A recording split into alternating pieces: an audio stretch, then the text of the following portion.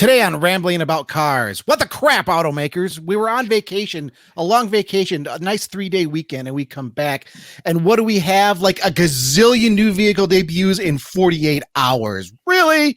Actually, it's pretty cool. We're going to run through them really fast-paced style. This is going to be a fast, energetic episode to get you up to speed on everything you need to know about these new vehicle debuts, including one that I'm going to debut at the end of the episode. Without further ado, it's podcast time. I am Christopher Smith, and across the way, for now, is Mr. Chris Bruce. Bruce, tell us what's going on. Hey, everybody. So you might notice I have a different background than usual. I am house sitting for a family member, and unfortunately, their internet is not as speedy as my internet at home. So while you see me right now, here in just a second, I am going to go audio only, just so I can use every bit of precious bandwidth I can. Sorry, just the way it is. Everything will be back to normal next week, but you can see my beautiful smiling face right now, and then right about now, I am going to be audio only, but you're still going to hear about all of the big debuts this week. You're going to hear about everything, and don't worry, my face won't entirely take over the screen, because that would be the real apology, right? Bruce is still here in his little box. We're still going to be sharing stuff, and yeah, man, we knew there were going to be quite a few new vehicle debuts when we went on the Memorial Day holiday weekend. And then when we came back, it's like, oh, well, Toyota, we're going to do this, and we're going to do this, and we're going to do this, and Lexus is going to do this, and BMW is going to do this, and Buick is going to do this, and then AMG is going to do this. So we're going to get through as many as possible, and we're going to start with one that just debuted today as we're recording here Wednesday, the Buick Wildcat EV concept. This is strictly a concept car. There's no mention of it going into production. The cool doors on it, Buick says, might come back in future vehicles, but Buick was really using this vehicle to kind of launch its EV ambitions, and it's planning to go all EV very soon, which, considering they have zero electric offerings right now, it'll be a pretty big step. And yep. If you're watching us on YouTube, Motor One Podcast on YouTube, you can see some of the images. I think this is a stunning concept. I know we were talking a little bit about it before we started recording. The front end is kind of busy. That's the front end is the problem to me. It's just very, very busy. If you're watching on YouTube, I'm going to go back to one of the front images now. If you're not, check out the Buick Wildcat concept. It's just it's very pointy. There's a lot of lines that are kind of moving all over everywhere. There are a lot of angles. It's very busy, and I don't necessarily like it. But when you take it as the vehicle as a whole, it's kind of okay. But if you just kind of go from the A pillar forward, I'm not really in love. I think the issue's there, and for the record, I like it better than you do. I don't think it's the best design, but I don't think it's bad. I think the combination of the really busy front with a rather kind of sedate, rear portion of the car, I think that's probably maybe that's a little upsetting to people. I love how the roof lifts up with the door. That's what exactly is talking about. I'm pausing the image right here so people can see that. Yep. And it's just got this really neat look from the rear 3/4 perspective. It's got this really, big glass section. It's got these big or it actually kind of bends in on itself, so maybe like an S-shaped taillight. But then, the roof, the way that the roof lifts up and the door opens, so it kind of maximizes headroom, and it just looks super futuristic, super fun. To me, this is its best angle. I don't love the front, but the rear 3/4 is just, like I said, it's fun. That's the best word I can use for it. I would agree with you there. That's the best angle of the car. And I get a lot of like late 60s, early 70s kind of Riviera, kind of the boat tail style they had going on back then with that era. The front, the front's very busy, but I also see a fair amount of symmetry in the front. So it's not as, I don't consider it bad. It does clash with the rear a little bit. Can we talk a little bit about the interior? Because I think the interior is pretty gorgeous on this car too. I agree. There's a lot of I don't know if it's chrome or just super polished stainless steel, but it's a very 1960s retro futurist kind of vibe. Yep. It's shiny, it's bright, they're sharp angles. it looks really good on the inside. Like if this is what the future of Buick looks like, then thumbs up on my part. I agree. It just looks retro, futuristic, and elegant. And I think it just works for the car. I mean, but let's address the elephant in the room. It's a 2+2 coupe. Nobody's making those anymore. So this isn't going to go into production. I found it rather interesting that Buick is using this vehicle to kind of announce their electric ambitions as opposed to... Real quick, I just want to interrupt. So this image that we're looking at now with the chrome and the lines, like it looks like Flash Gordon's car. And if anyone doesn't know, Flash Gordon was from like the 30s, but you're not wrong. I see in this like that. There is a thing that's called Ray Gun Gothic. Look it up for anyone who hasn't heard of that design style. But it's very much like this 1930s look. And this image just epitomizes that. And it's like, yeah, I might not love the front, but I like the back and I like the interior. And of course, Buick says it's got AI, it has aromatherapy, it has all of these things in the interior, all these features that you might see on a car in 50 years from now. Unless, I mean, Mercedes does a little bit with aroma stuff. But going into production, no. Buick didn't have anything on powertrain. No. It may not even have one. Really, I mean, it's a vehicle to announce their electric ambitions. And I mean, it certainly garners attention, but I wish Buick would build something like this because everybody is shifting to SUVs and for obvious reasons. That's what people are buying. But I still think there's room for a halo vehicle, and that would be just an outstanding halo vehicle. Whew. I agree. And so I want to share a quick anecdote. In our team's chat, before this vehicle debuted, the rumor was that it was going to be called the Electra and not the Wildcat. And so we were talking about the Buick Electra, which for anyone who doesn't know was a model of Buick, especially in the 1960s, very, very late. I believe 59 is the first year for the Electra. But I was talking with our boss, Adrian, and he is from Romania, so his knowledge of kind of the 60s era of American cars isn't, that's just not what he ever saw. So I showed him a 1960 Buick Electra, and for anyone watching, it is on the screen now, and his immediate response was, "Oh my God, look at that long rear overhang." And you look at it, and it's just, there's just trunk for days. Like, I think my dorm room in college was about the size of that trunk. Yep. And there were 2-door versions of that. And actually, I grew up, my father had a 1960 Cadillac convertible that he bought from my grandmother that bought it new in 1960. He bought it from her, restored it. He probably would have restored it a little bit quicker if I hadn't come along. But I grew up with a 60 Cadillac, which I believe is the exact same platform as this. When you look at the windshield, when you look at sort of the fender line, the lines are similar. And I mean, that was a convertible 2-door car that was absolutely massive. 390 cubic inch V8 under the hood. And then you still had probably enough space to carry a spare tire in front of the engine if you wanted to. I was going to say, I mean, the proportions are just immense, man. Time's gone by, right? They don't make totally. I often wondered whatever happened to the very large convertibles. Convertibles kind of came back with smaller vehicles, but nobody ever really went back to that big, huge, just kind of luxury cruiser convertible. So Buick, are you looking at? Obviously Cadillac kept it going into the 70s. Yep. Into the 80s, that's when they always thought convertibles were going to go away. Late 70s and the 80s, there was this feeling in the United States convertibles were going to die. And that was partially the reason why like Porsche Targas exist. That's the reason why T-Tops exist. That they thought, okay, we can't do a convertible. People want to have an open air experience. So we're going to do this other thing. And they just never came back. Oddly, I think the last one that kind of tried was the Buick Cascada, however you ever said that. That was, but that even wasn't very big. No, it wasn't. That even wasn't really that big, but that was still like the last gasp as far as I can think of. Yeah. Well, Buick, if you're listening, bring it back. You can do it. Let's move on because we've got a bunch of other cars to talk about. How about this special edition GR Corolla that we have already, Bruce? Yeah, you can't even get a regular GR Corolla yet, and they're launching special editions that you wouldn't expect to see for until the end of the model run. Usually, I know, right? And I mean, I'm already in love with the Corolla. It's like, Toyota, what are you trying to do to me? Come on, because this thing just looks hot.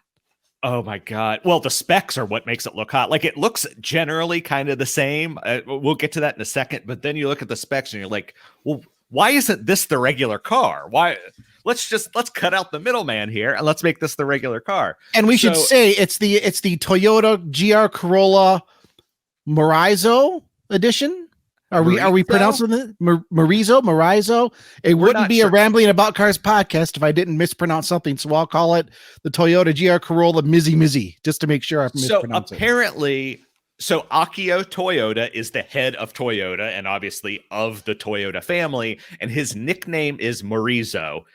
I don't know enough about Japanese to be able to tell you why or why that makes sense, but his nickname is Morizo. Mm-hmm. So it is the GR Corolla Morizo Edition. There are only going to be 200 of them. Toyota is not quite saying whether that is 200 for North America or 200 total. That is still a bit clear, but they are coming to the United States. We do not have pricing yet, but you are at least going to be able to get a few of these in the United States. And it's essentially, if you're an enthusiast and you want the hottest, boiling, most steaming hot hatch out there, this is the one to get. So a regular GR Corolla makes 273 pound-feet of torque. This one makes 295 pound-feet of torque. But horsepower is the same. Horsepower is still 300 horsepower. Absolutely. Horsepower is dead the same, but you get 22 more pound-feet of torque. In a small car like that, you'll feel that. You'll definitely feel that in a small car like that. And from a 1.6 liter three-cylinder. Yeah. And they were able to extract that much more power. So also, it still comes with a 66-speed manual gearbox, but the gearing is shorter. Not only the regular gearing through the gearbox, but also the gearing through the limited slip differentials. So it's like a rally special. It'll have like a really short box. Toyota doesn't mention anything about top speed, right? No, we have no top speed. Yeah. We have no acceleration. Presumably, usually, if you shorten gearing, you're going to get faster acceleration at the expense of top speed. That's why I was thinking this is sort of like the rally special, because I mean, you'll have just a really short box that'll get you up to like 120 like that. Right. Designed for jumping from corner to corner. In the United States, that's all we need, though. You're never going to go more than 85, 90 on the freeway. So of course that's all we need. Shorter. Just get to the speed limit and stop. I'm not saying that, but you know what I mean. Yeah, no, I know what you mean. I know exactly what you mean. That sounds. I mean, I wouldn't be ripping that at 150 down the straight of a racetrack.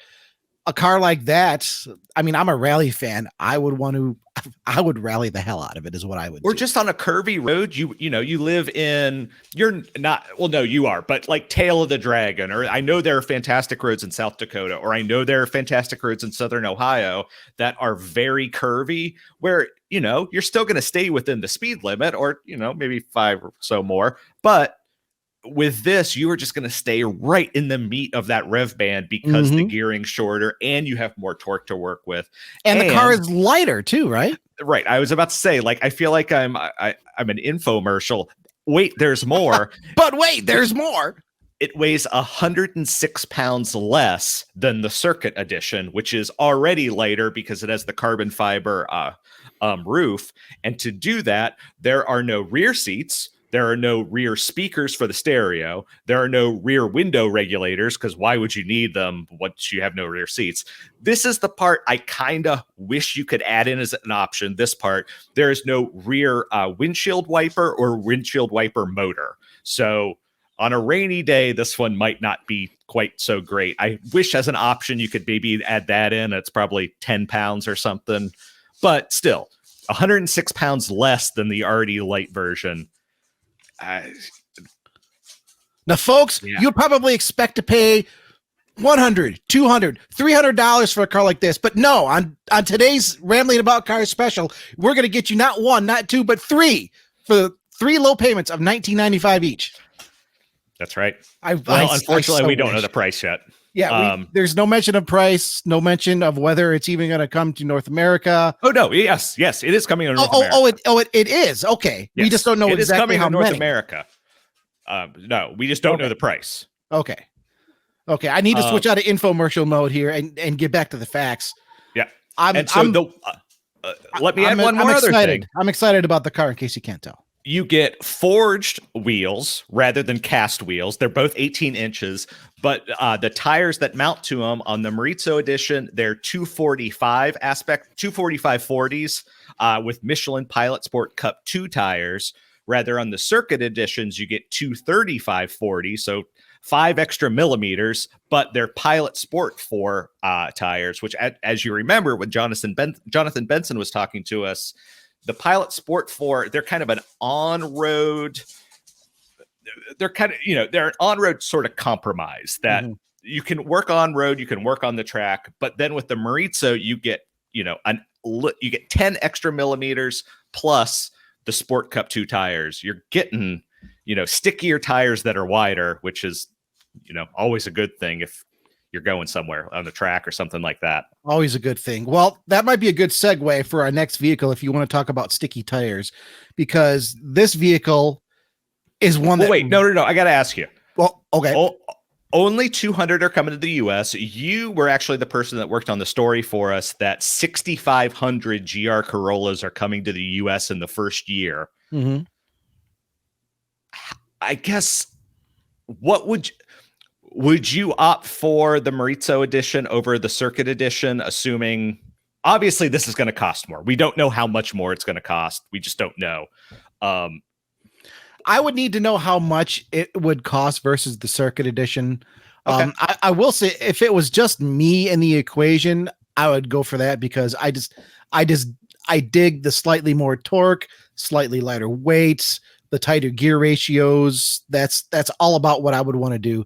But with other people in the equation, my wife particularly, sure. This is still going to be something of a daily driving kind of family vehicle, even though it's just the two of us. So, I mean, having the extra stuff in the back is kind of... wait, no rear seats. You can load a whole lot more groceries in the back.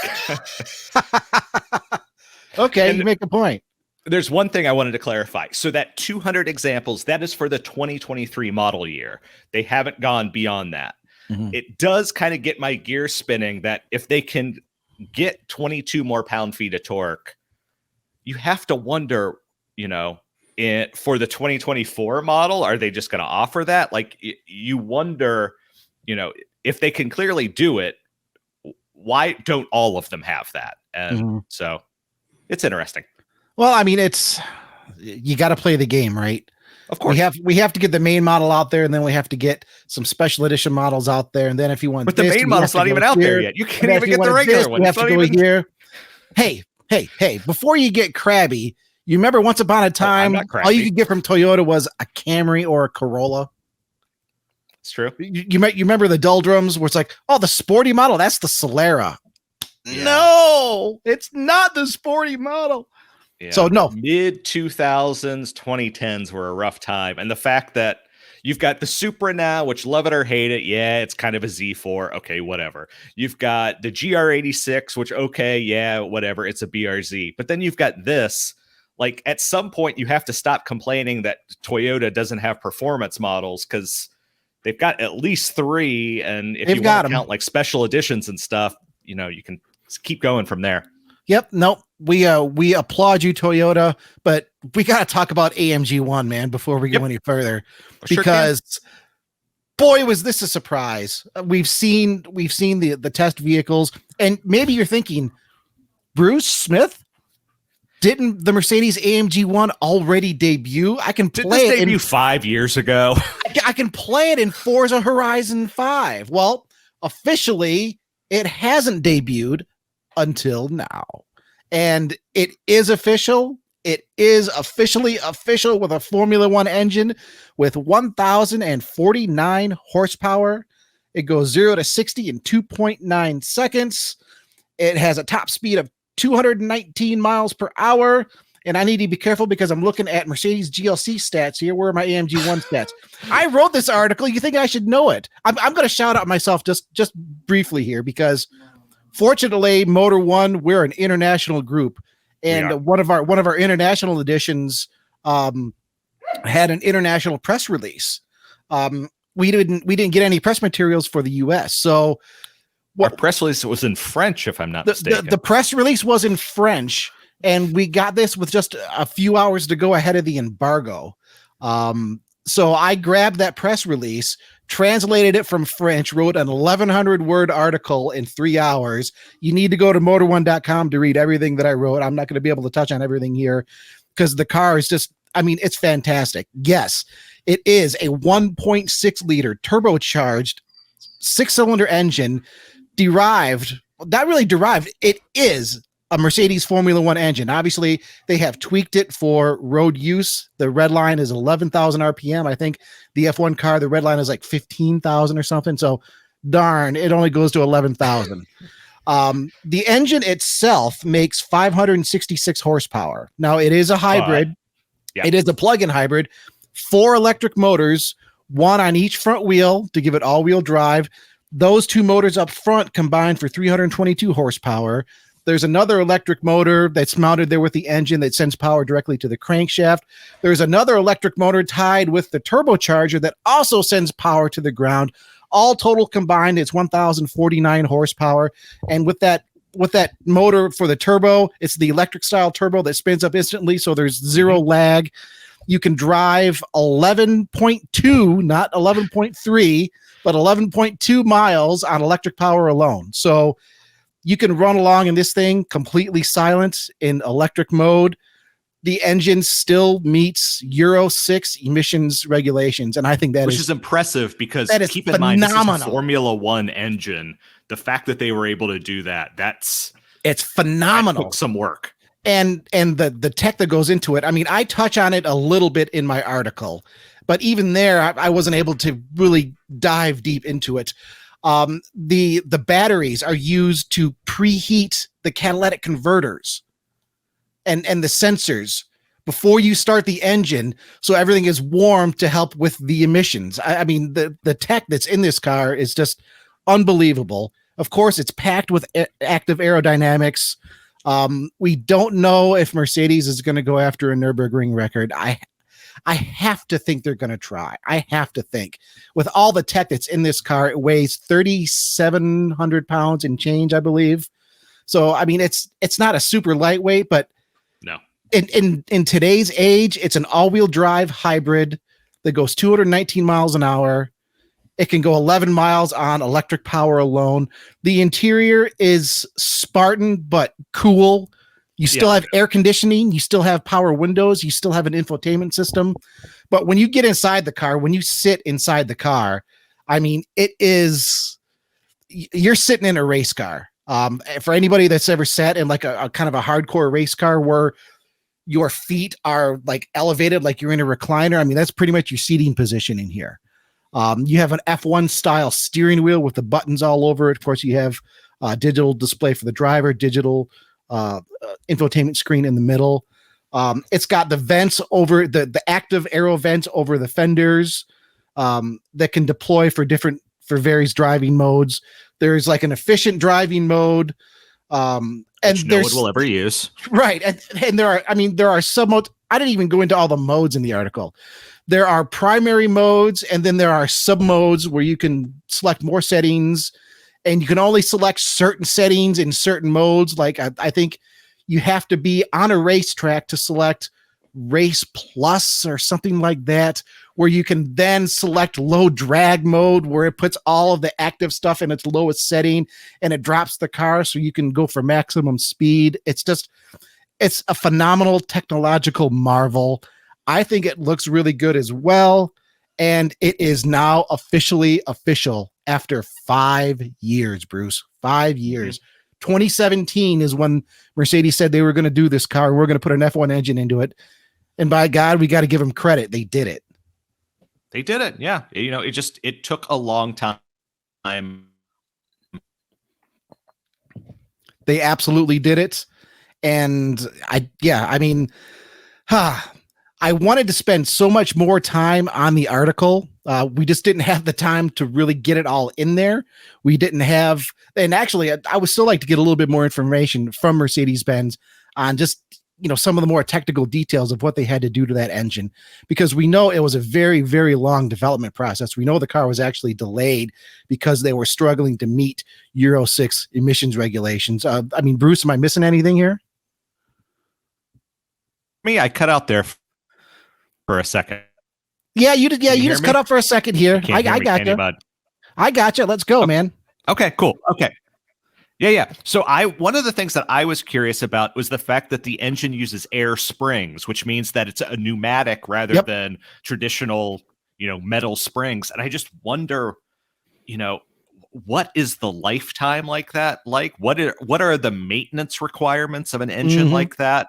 How often do you have to take this thing to the Mercedes dealer and have all of these bits and pieces fine-tuned? Because what we heard, that because this is such a highly strung engine early on, the maintenance intervals were crazy. It was like sub 20,000 miles for a lot of work. Well, I mean, anyone that buys, this is a $2 million vehicle. They're making 275 of them. It's not like any normal person is going to be driving this around and going to get groceries every day. That's not what I'm saying. But just from a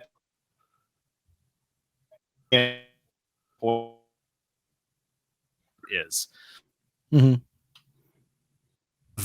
Stuff trickles downward and it gets better and better. So you just wonder what it's going to be like in the future.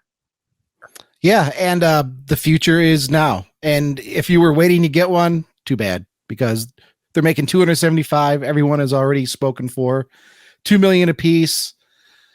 And yeah, I almost hate to say let's move on, because the next vehicle on our list isn't nearly as exciting, but I think it's probably more relevant to a lot of people. I know traffic-wise for Motor1.com, it's pretty relevant. We have the 2023 Lexus RX, and Bruce, I believe you wrote this article up for us. They're going to sell a hell of a lot more of them. So there's that. You think? Yeah, they're going to sell more than 275 of these. So I'm pretty confident on that. But yeah, so I wrote up this story. Here's what I think is interesting. And, I'm going to try to kind of condense this down. And I know my connection is going in and out. So Smith, if you lose me, just let me know and I'll do the best I can. But the fact is we'll telepathically get this done, man. We got this. Exactly. In large part, when you look at the new RX compared to the old one, they look similar. Yep. But it is very much a case where the devil is in the details. So it rides on a completely new platform. Or I shouldn't say a completely new platform, because there was some debate about that in the office, but it rides in what Lexus calls a new platform, certainly an updated platform. So it weighs 198 pounds less than the outgoing model because of that. It's got a brand new face. It's got kind of, if you're watching on YouTube right now, it's got this upward sweeping bit that goes along the flanks. It starts along the lower bit of the front door and rises up to the rear fender. But you can kind of look at this and the previous generation RX, and there are a lot of similarities. What you don't readily notice, though, is that the wheelbase is actually growing by about 2.4 inches, but the rear overhang decreases by 2.4 inches. So you end up with a vehicle that has that means for the normal person is that means more passenger room. You can fit more people inside.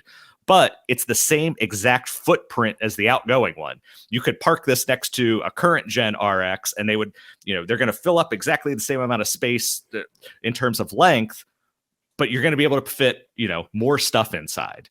The other cool thing is that there are 4 powertrains available. One of them is a 2.4 liter turbocharged 4-cylinder. We also have a 2.5 liter naturally aspirated hybrid.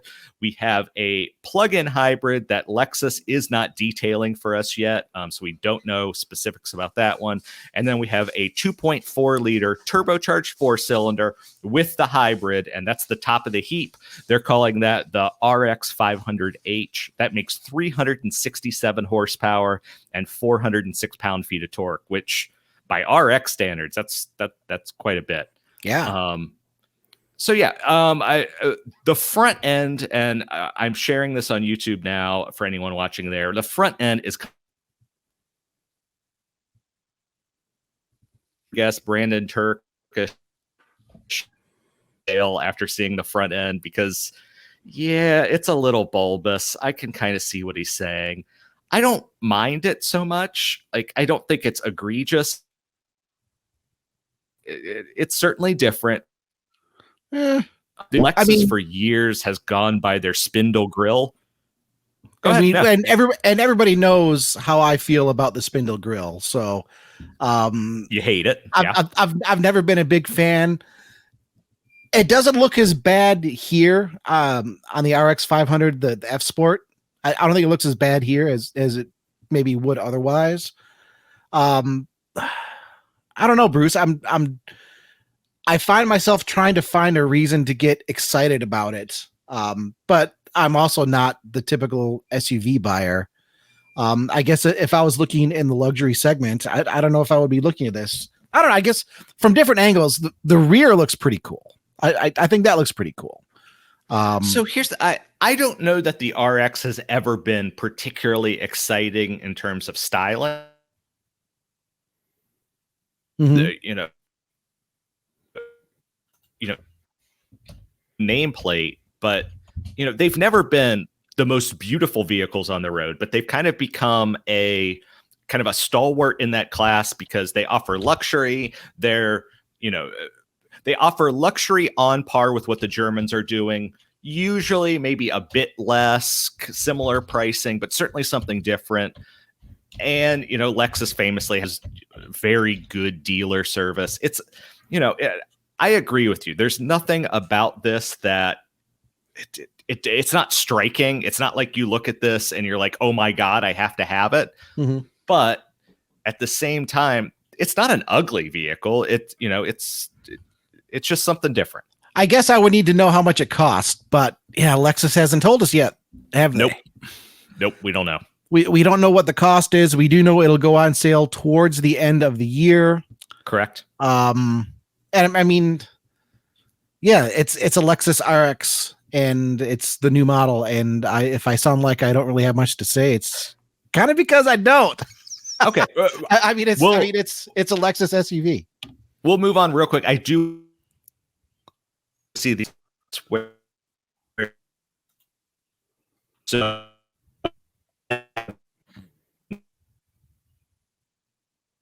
or integrated look. Sorry, these images aren't loading for me for some reason. There we go.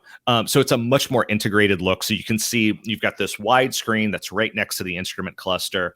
And yeah, it's a more, I think it looks better. It's certainly a step forward, especially when you compare it to the other premium vehicles. Right now, I would say, this is a personal opinion, Mercedes is doing it best. When I look at interior quality and interior layout, their stuff is the best. But other premium brands, your BMWs, your Porsches, your Audis, all have good looking. I still think Mercedes is the standard that you have to live up to, but this is a very, very solid improvement for Lexus. I would agree. I mean, it's a step up there. Okay. But yeah, I mean, I'm finding myself struggling to even come up with anything to say, which I think is rather telling. Sure, totally Lexus, is. I would love to know what the price is because that's how we're going to cross shop it. If it comes in way under its competitors, maybe it would be something I would consider more. But right now, I don't know. I struggle to get past the spindle grille. I'll fully admit that. Do we want to move on to BMW here, Bruce? I'll do the share screen on a better take on. I'll do the share screen on this one. just to make sure you don't go cut for out it. I was here. just going to fight with you that I think this is a better take on the spindle grill, but yeah, it's the spindle grill still going to be polarizing no matter what. But yeah, go ahead and share X1. Let's talk about X1. So here is BMW X1. It just debuted. It's available in America. 2-liter 4-cylinder turbo, 241 horsepower, 295 pound-feet of torque. You know that engine. It's BMW's turbo 4-cylinder, right? 7-speed dual clutch. All-wheel drive is standard on it. 0 to 66.2 seconds. We're only going to get, for at least right now, the xDrive 28i. It goes on sale in the fourth quarter, and we have a price. BMW says it's going to start at $38,600 plus $995 for destination. You can get a paddle shift on the M Sport models. And yeah, I mean, appearance wise, it looks a lot like the X1, right? The grill is a little bit bigger. Example of it's fine. Like this is the way you were talking about the Lexus RX and weren't really getting into it. Hey, look, it's fine. This is the entry level BMW crossover. That's what it's been. That's what it is. It's fine. That's what I got. I mean, honestly, I would take this over the Lexus, and I mean, I think that's saying something too, because I haven't been a huge fan of BMW's design direction. Yeah. But this is just, I mean, it's a little bit more appealing to me all around. And honestly, I mean, 38 grand. I mean, it's pricey for a small SUV, but you're also getting a fairly luxurious SUV. Totally. BMW did quite a bit of work really on the inside of this. I mean, it's got the full glass cockpit, right? It's got the iDrive 8 infotainment system. The glass cockpit, it's like one single piece of glass that contains the driver display, the center display, the driver display. That's a 10.25 inch screen for the driver, 10.7 inch infotainment screen. Design wise, it's just a little bit bigger than the outgoing model. You wouldn't really see it unless you parked it right next to another one. It's just a little bit longer. They kind of flared its haunches just a little bit more. It looks a little bit more. I hesitate to say aggressive because it doesn't look aggressive, but it looks a little more. What's the word I'm looking for? I would say chiseled. A little more. Would you say that is fair? I don't know if chiseled is the right word either. It looks a little more maybe grown up. Is the correct word I'm looking for? Okay, that's fair. It looks a little bit more grown up. I think the interior I think the interior looks fabulous. It looks like a vehicle that isn't necessarily trying to be hip just for the sake of being hip. Maybe that's a good way to describe it. Yeah, I think that's what's your take on it, Bruce? Like I said, what's your take? You can't tell me you're cutting out because I know you're not cutting out this time. No, you can hear me, right? You can hear me? Come on. No, I hear you. I hear you just fine. You just don't have anything to say. Okay. Right. No, I'm sorry, man. This one's rough. No. This is not going to be going in the Hall of Fame. Well, tell us the person that we're looking at here in some of these images.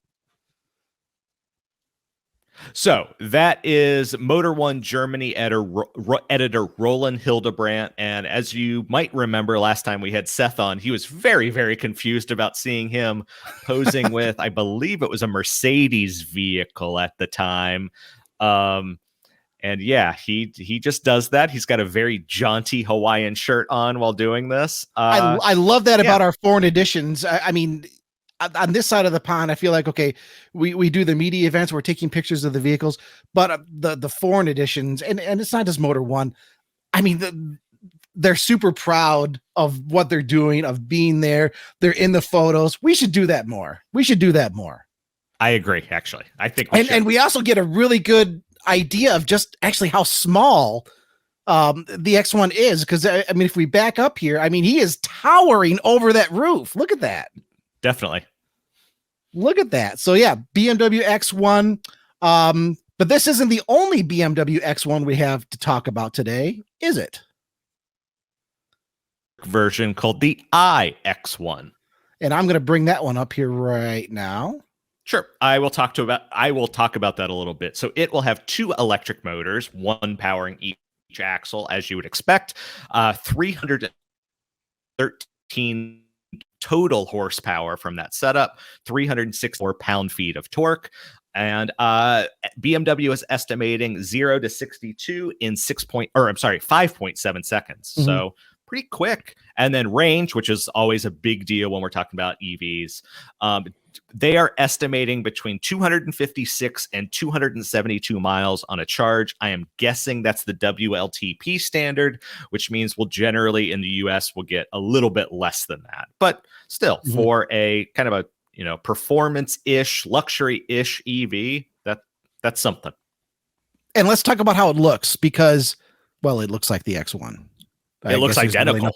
I guess there's really nothing to say. Isn't that interesting how you look at Mercedes? They are making a concerted effort to have their electric vehicles look distinct from their internal combustion vehicles. And BMW it's just the exact opposite. It's just the same thing. Same thing, just with a different engine. What do you think of that strategy? I prefer the Mercedes way. That EVs are still relatively new, and I know our folks at Inside EVs would fight me for saying that, but electric vehicles, there's still an issue about people accepting them. And I think by differentiating the look, that you are going to end up showing people that there's something different and something special. Whereas the BMW strategy of having them look identical, no one on the road is ever going to know, oh, that's an EV. And I don't think that's going to help acceptance. But as I say that, I think the exact opposite argument could be true. So, maybe I'm wrong, but I prefer the Mercedes doing things. I have to agree with you there. I just think it's a poor strategy to not differentiate your EVs. One, because you can do so many different things when you don't have to accommodate an internal combustion engine and a complex cooling system and a complex exhaust system. And I think it's a waste of design if you aren't maximizing the changes that you can make. So yeah, but BMW is sticking with that. And Bruce, we've got a little bit of time here. Do you want to try to do any comments here from readers from last week's episode? I've got some pulled up here if we want to spend a little bit of time on it. Yeah, go for it. I know I saw a couple, so go for it. Yeah, let's go for it. So I mean last week, if you didn't tune in, you want to go to Motor One Podcasts. You want to go to Spotify. You can catch us on Apple, all kinds of different streaming platforms. We had a very special guest, Matt Edmonds, Executive Vice President at Tire Rack. And I think most enthusiasts, at least, are familiar with Tire Rack, not just for tires, but for getting all kinds of suspension components, brake components, a lot of other components. And they're also fans of motorsport. They've been involved with SCCA for many, many years. Yep. Matt even said, we don't autocross in our backyard. We do it in our front yard. That's how big of a deal it is. And at Tire Rack's headquarters in Indiana, they do hold autocrosses right there in their parking lot. What kind of brilliant marketing is that? Let's host an event that's going to wear out your tires.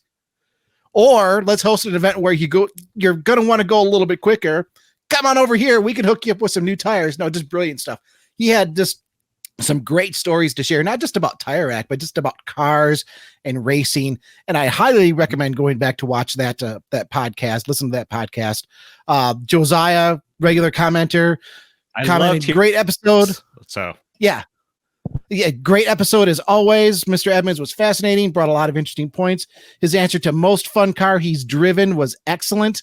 I'd love to get behind a 3rd gen RX-7, and the Viper is just a monster. Yeah, he talked about driving a 3rd gen Mazda RX-7. He talked about autocrossing a Viper GTS. I can't fathom autocrossing a Viper GTS, just something that large. And when you're thinking of like a supercar, okay, I mean, a Viper isn't big, but I mean, just the proportions are pretty big for what it is, with that big monster V10 trying to get it around an autocross course. Great comments. Our colleague Brett Evans said that Cielo, talking about the Maserati, can get it, even though it takes its name from a Buick Regal concept car. Bruce, weren't we going to say something about that last week? Yeah, here. I'm pulling up a picture of the CLO right now. The Buick CLO, I should say. Mm-hmm. Give me just a second here. One Tire Fire commented, or a 1990s Korean sedan. I apparently missed that one where that's also the name of a 1990s Korean our sedan. Buddy Adrian shared that with it. I believe it's a Daihatsu CLO. I will look it up. But here is the Buick CLO concept, which is you can see a lot of late 90s in that design. It's from 99, so it definitely looks of its era. But yeah, that's an attractive looking vehicle, or maybe it's not attractive looking. It's an interesting looking vehicle. That's how I say it. I mean, it's definitely interesting. I don't know if it's attractive, but it's certainly interesting here. Let's go through a couple more comments. Happy to see Vampire Bear back. Chris and Chris, thanks for an informative and entertaining episode.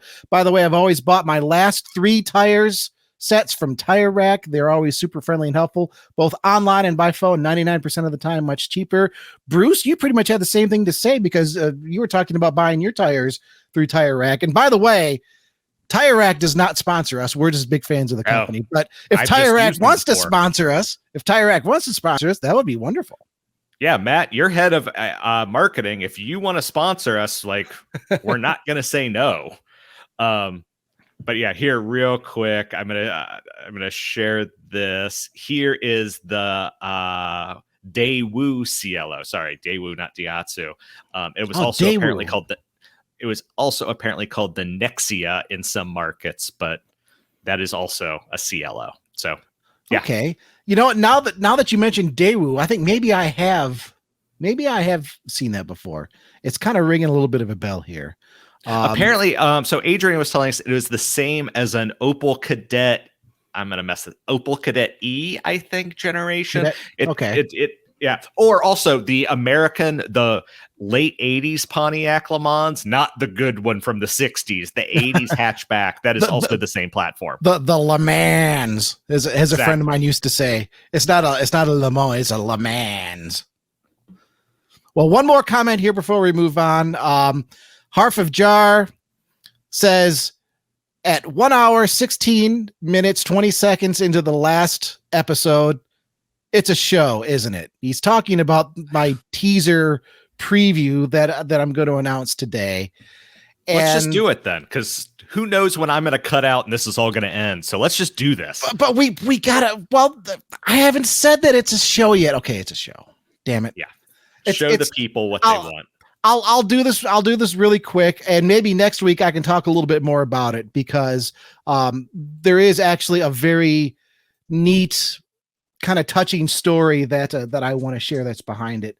Let me do a quick share screen. This is a 1995 Ford Taurus SHO that I am purchasing. I technically haven't purchased it yet.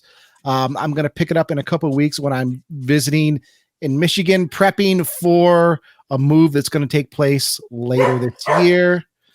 Let me cancel that out.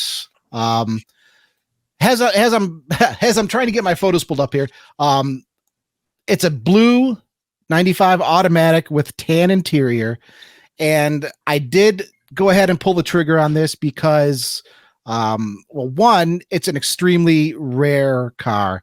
I used to have one in this color combination. Only I think a couple hundred were made in this color combination, blue with a tan interior. It's also kind of special because my wife had one and she absolutely loved it. And we're talking, gosh, like 20 years ago, maybe. Has it been that long? Ugh. And unfortunately, she was in a little bit of an accident. She was fine, but it did total out the car. So we're taking a look at it now on YouTube. This particular one has been sitting outside for 4 to 5 years. And it's going to need a little bit of work, but I'm familiar with these cars. This one is actually very clean. By clean, I mean it's just about rust-free, which is a pretty rare vehicle for Michigan. It is in Michigan. I might need to call Ammo NYC because as we're looking at an underhood shot right now, you can see if we scroll up here, mice have kind of been chewing on that hood pad. So I have no doubt there's going to be a big mouse nest underneath this intake. the wide V of the show engine, there's actually a pretty big opening underneath this intake that goes about halfway across that animals just love to make nests in. So there's be a little bit of work there, but I mean, inside it's the tan leather. This is a fully optioned model. So it has the full leather interior.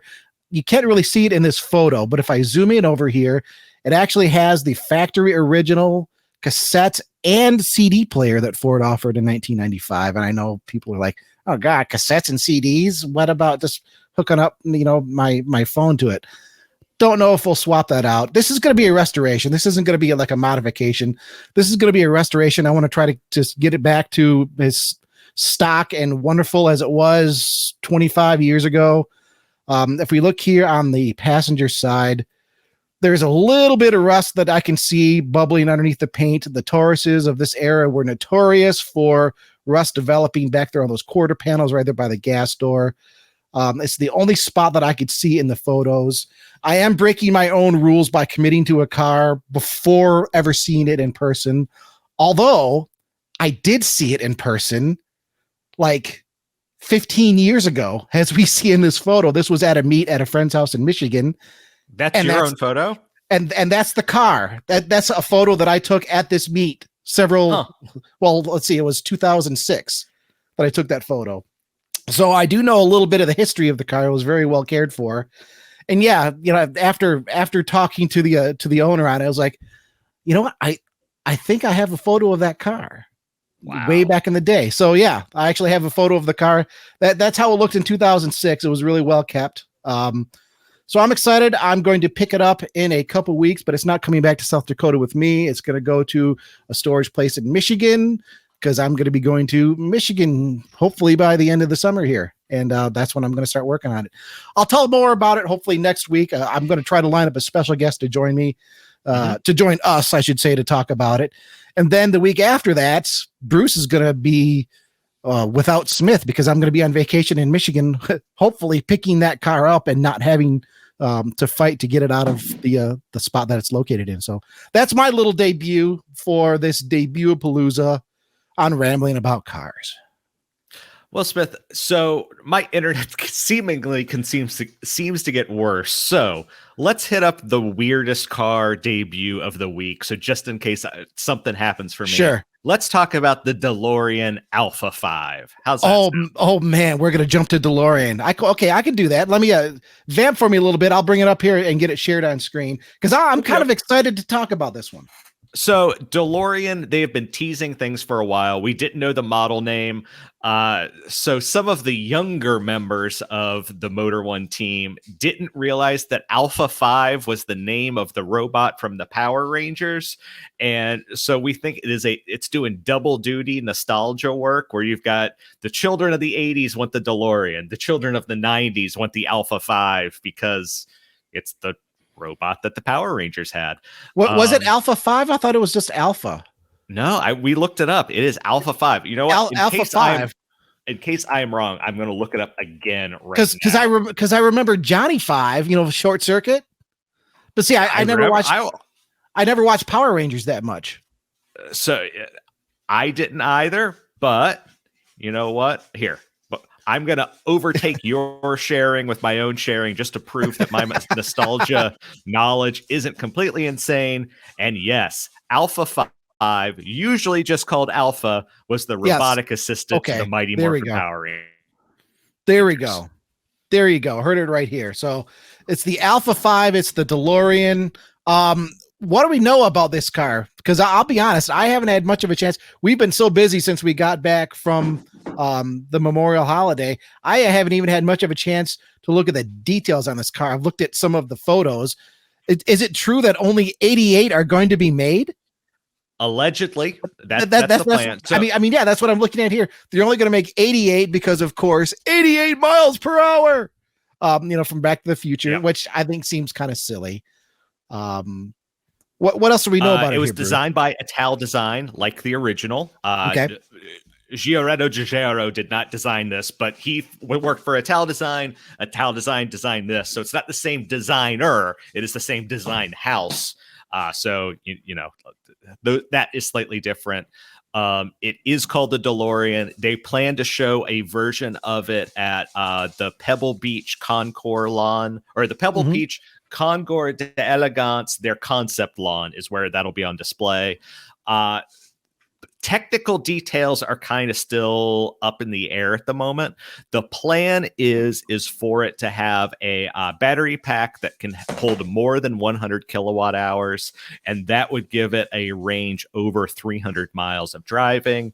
And they want acceleration to be within 3.4 seconds to 0 to 60, which is half of an original DeLorean. Probably no, it's original DeLoreans were not fast. Was like 9 seconds. I want to say it was slow, like 9 or maybe even 10. Yeah, they were not fast, despite what you saw in Back to the Future. In fact, the joke back in the day was, with all of the extra parts on it for the movie car, they didn't even think it could get to 88 miles per hour. Never mind time travel. So yeah, that was kind of the joke. So I mean, 3.4.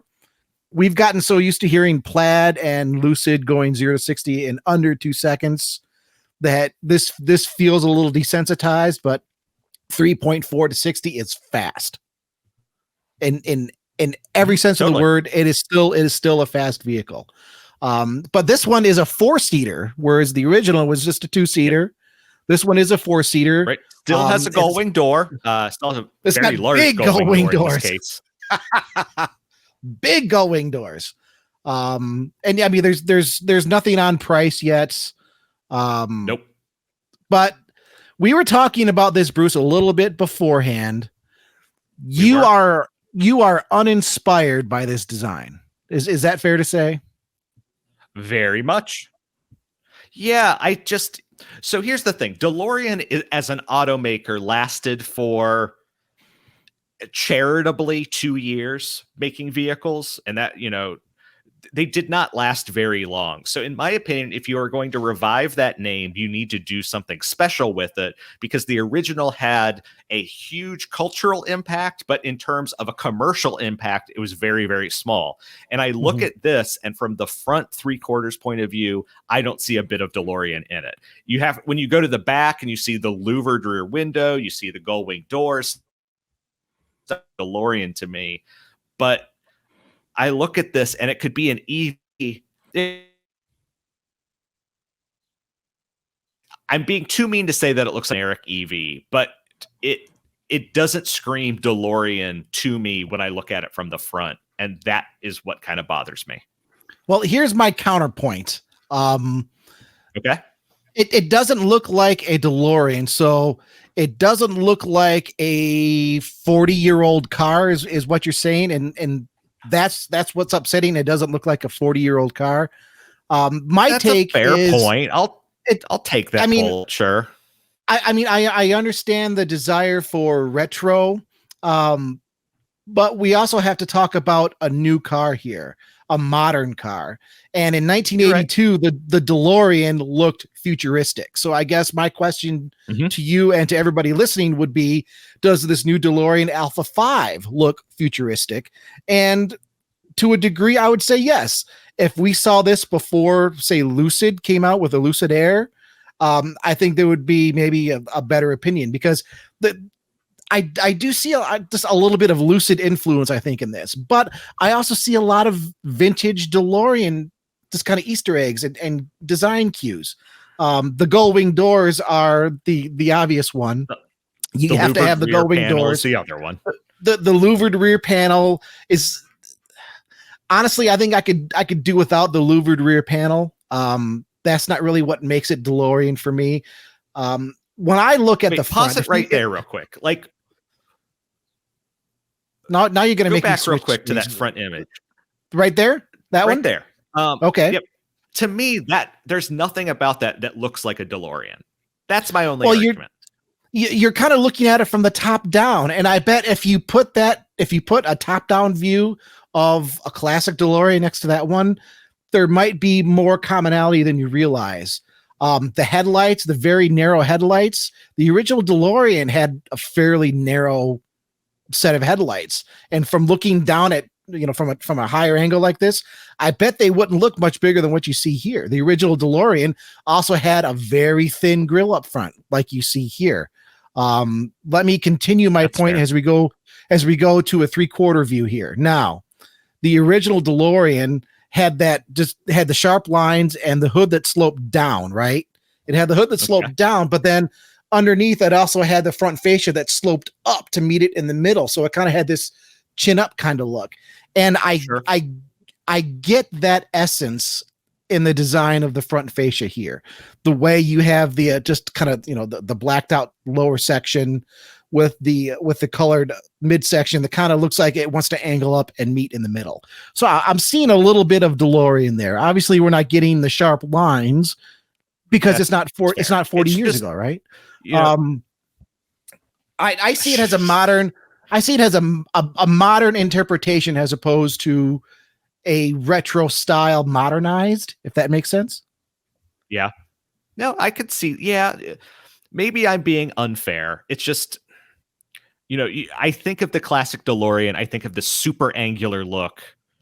And I don't necessarily see that here. But all of the arguments I can't fight anything that you're saying. Like, everything that you're saying is fair. It's just, maybe it's just not my cup of tea. Well, and maybe it could stand to be a little bit more angular. BMW certainly has zero problem being sharp and angular. Sure. So maybe you could put a little bit more into that here. I also think something that's missing is the original DeLorean. It had the stainless steel body, and all of the images we've seen thus far are painted cars. And a DeLorean, like if you have ever seen an original DeLorean that's been painted, it just kind of looks uncomfortable. It looks uncomfortable, maybe off if you get my meaning there. It's like it's not supposed to be painted. So if I would love to see one of these given, I mean, it's going to be an EV. It's not going to be stainless steel. They're going to try to keep it as light and as slippery as possible for range reasons. But if they have just a really good stainless steel kind of color, I wonder how the reception would be there. I would love to see it. Yeah. But I'm excited to see one in person. I hope that the reboot goes, because the world of niche electric vehicles seems to be expanding right now. Tesla has shown, with the Model S, they had staying power. Lucid is certainly an impressive vehicle. Will that company have staying power? We don't know. But a rebooted DeLorean with the cool gull wings, and if it has decent performance, and if it's not going to be an inexpensive car, but as long as they don't try to go bonkers with $500,000 or something like that. I mean, if they could keep it under six figures, that might be a cool thing. I hope it does well. DeLorean, I'm pulling for you. I would agree with that sentiment. DeLorean, I want you to exist. I don't necessarily love the first product that you have, but you're on the right track, and I want to see where you go from here. I agree. Now, the question is, listener, what do you think about the DeLorean? What do you think about the AMG One? What do you think about the X1? And honestly, this was just a portion of the debuts that have taken place in the last 72 hours or so. There was the Land Rover Defender 130, the 3-row that debuted last week. There was the Obi-Wan Kenobi. Well, what cars were those again, Bruce? Were those Nissans? ID Buzz. The Volkswagen ID Buzz. Nissan did the Star Wars collab last time. Many cars. There's a new special edition of the Polestar that's actually debuting tomorrow that we haven't even seen yet. That'll be out by Friday. So you want to go to motor1.com where you can see all of these articles, and obviously you're not even going to have to try to find them. They're just everywhere. If you just scroll through our news feed for about 30 seconds, you're going to see debut after debut after debut after debut. We've got all of the information there. We have some behind the scenes stuff, even from some of our editors that have been to some of the events. So motor1.com. You can always email us, podcast@motor1.com. And we want to hear from you. We haven't had much feedback on on some of the things we've been discussing here in the last few weeks. We really want feedback on all of these debuts. What you think of the AMG One, what you think of the special GR Corolla special edition coming out before the Corolla GR is even available. There's the BMWs, everything that we talked about. Comment on our articles, send us the emails. And we are over 300 subscribers. We're probably going to have to figure out some sort of special subscriber challenge. I've been saying that for a while. We're going to come up with something cool to do. But yeah, tell us your, we should do it. For 350. I think we're at like 308 right now. So 350. Correct. That's what I saw. We'll do a subscriber challenge. Yep, for 350.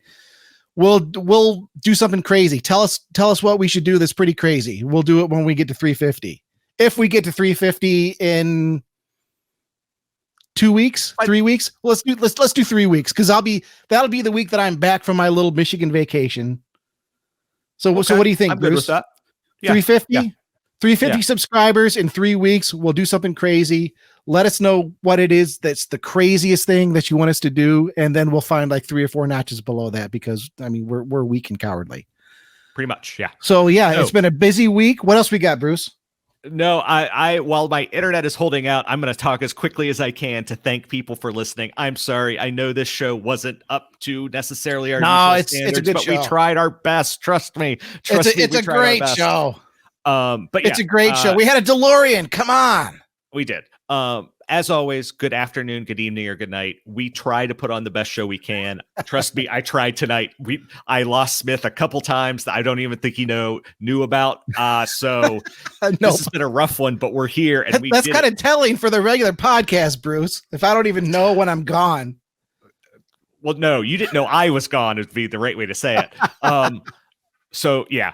So thank you so much. I know this is a bit shorter than usual, but things will be back to normal next week. I promise. Yeah. Thank you guys. Thank you for supporting us. I love every comment that we get. I try to respond to all of them. I'm not going to talk too much because we need to get out of here. Thank you. Thank you. Thank you. Bye-bye. Bye, everybody. We'll see you.